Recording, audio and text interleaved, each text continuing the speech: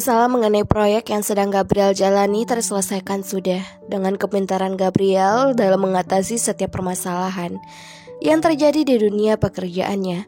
Walaupun di sana sempat terjadi insiden kecil pada Gia akibat traumanya yang kambuh gara-gara teringat insiden masa lampau, tapi tenang saja, Gabriel lah yang akan menjadi orang nomor satu yang menyelamatkan Gia. Melihat Gia yang sedikit gelisah membuat gambar mengangkat sebelah alisnya. Kenapa? Itu, ada jadwal belum saya reschedule, Pak. Tidak apa-apa, kemarikan saja. Gia mengangguk kecil dan mulai melangkah mendekat ke meja Gabriel untuk menaruh catatan kecil yang berisi seluruh jadwal bosnya itu. Kau juga kemari? Gabriel memegang baunya yang jujur terasa sangat pegal, kemudian mengusap belakang tengkuknya. Kemari, berdiri di belakangku. Gia yang masih bingung hanya bisa berjalan dengan pelan menuju belakang Gabriel, dan setelah itu tangannya ditarik menuju bahu pria itu. Gia kembali mengernyit bingung. Apa Gabriel memintanya untuk memijat dia? Kau pijat bahuku. Rasanya seperti tertimpa beban berat sampai terasa sakit seperti ini. Gia mengeluarkan kekahan pelan setelah mendengar ucapan Gabriel yang terdengar lebih seperti lelucon baginya. Dengan pelan tangannya memijat pada bagian yang Gabriel arahkan. Memijatnya dengan pelan karena takut-takut kalau mengenai syaraf yang salah. Sementara Gabriel lebih memilih untuk memeriksa beberapa jadwalnya dan menambahkan yang sekiranya belum Gia tulis karena absennya kemarin. Pria itu kembali mengecek surat perjanjian yang tergeletak tepat di atas MacBook-nya. Ini sudah kau masukkan ke dalam proposal? Belum. Aku belum sempatkan surat perjanjian itu. Belas Gia masih terus terfokus pada bahu Gabriel. Kenapa tidak kau ketik saja? Gia menggeleng pelan. Bagian kop surat sangat sulit kutemui dan seperti membutuhkan waktu lama untuk mendapatkannya. Jadi lebih baik di-scan saja. Rafael juga berkata seperti itu padaku. Rafael? Dahi Gabriel mengernyit dan kegiatan membacanya berhenti sejenak. Iya, kau bagaikan Gabriel membuat Gia sedikit tersentak. Bola mata yang membola dengan mimik terkejut campur paniknya. Kenapa Pak? Apa aku salah memijat? Tanyanya syarat akan kepanikan. Gia memijat terlalu keras pada bagian bahu sebelah kanannya, dan Gabriel seakan lupa satu hal. Kejadian-kejadian yang menurut orang lain masalahnya biasa sangat berbeda dengan persepsi Gia. Terlihat dari reaksi gadis itu yang membalas pekikannya dengan nada kepanikan yang sangat kentara. Gabriel menggeleng dan menoleh untuk menatap Gia yang masih dengan muka terkejutnya. Tangannya kembali terulur menggapai tangan Gia yang sudah menjauh dari tubuhnya. It's okay, hanya sedikit sakit karena kau memijat terlalu kencang. Jadi pelan-pelan saja, oke? Maaf. Gia berucap lirih lalu kembali memijat bahu Gabriel dengan pelan. Takut akan seperti tadi lagi.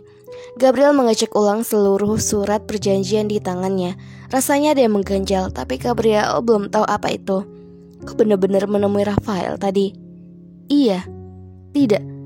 Tadi Rafael sedang menangani beberapa karyawan, jadi dia memintaku untuk menuju ke ruangannya. Lalu, Gia kedipkan matanya cepat. Pertanyaan Gabriel adalah pertanyaan yang memiliki banyak arti, dan Gia tidak mengerti arti mana yang Gabriel maksud. Lalu dia memberikanku soft copy proposalnya. Kau benar juga. Gabriel mengangguk-anggukkan kepalanya, dan Gia hanya terus terfokus pada acara memijatnya. Kalau dipikir-pikir, Gia terlihat seperti asisten rumah tangga yang memijat tuannya dibandingkan terlihat seperti sekretaris pria yang bernama Gabriel. Tapi tidak masalah, toh yang dia pijat adalah calon tunangannya sendiri, bukan orang lain. Kau sudah benar-benar membaik. Suara Gabriel kembali terdengar, memecah keheningan selama beberapa detik tadi. Ya, sangat-sangat membaik. Dan lebih baik lagi kalau kau mengunjungi psikiater, Gia. Hening. Kadang kembali hening. Gia tidak berniat menjawab perkataan Gabriel, dan Gabriel yang kembali menghembuskan nafasnya. Gia terlihat sangat keras kepala, dan Gabriel merasa tidak bisa menyuruh sekretarisnya itu untuk menyembuhkan penyakitnya. Kau tahu, kemarin dokter yang menanganimu bilang padaku untuk selalu menyuruhmu mengunjungi psikiater dan mengikuti terapi. Penyakitmu bisa membahayakan kalau tidak kau tangani. Gabriel membereskan berkas-berkasnya, kemudian beranjak berdiri dari kursinya yang otomatis membuat pijatan Gea terlepas. Itu terserahmu, mau mengikuti perkataanku atau tidak, tapi kau harus tahu penyakitmu itu butuh diobati. Aku akan ke toilet sebentar, kau duduklah di kursiku. Cek kembali proposal yang Rafael berikan, aku tidak akan lama. Lanjutnya. Gabriel mendorong Gea agar segera duduk pada kursinya. Duduklah. Kau buka MacBookku, passwordnya 230795. Setelah itu Gabriel pergi dari sana, memasuki ruangan yang berada di samping lemari buku. Ruangan yang Gabriel gunakan kalau dia lembur dan menginap di kantor. Lebih terlihat seperti kamar tidur karena terdapat kasur dan juga toilet di sana. Memasuki password yang pria itu berikan ketika MacBooknya sudah menyala dan berhasil.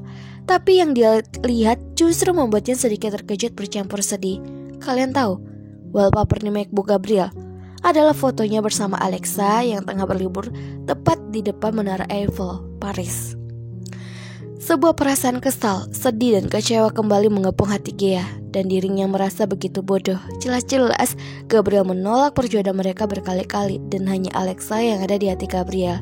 Tapi kenapa Gea harus tetap bertahan memainkan perannya? Ais, kenapa harus foto ini yang terlihat di mataku sih? Gea terus-menerus menggerutu dengan bibir sedikit mengerucut.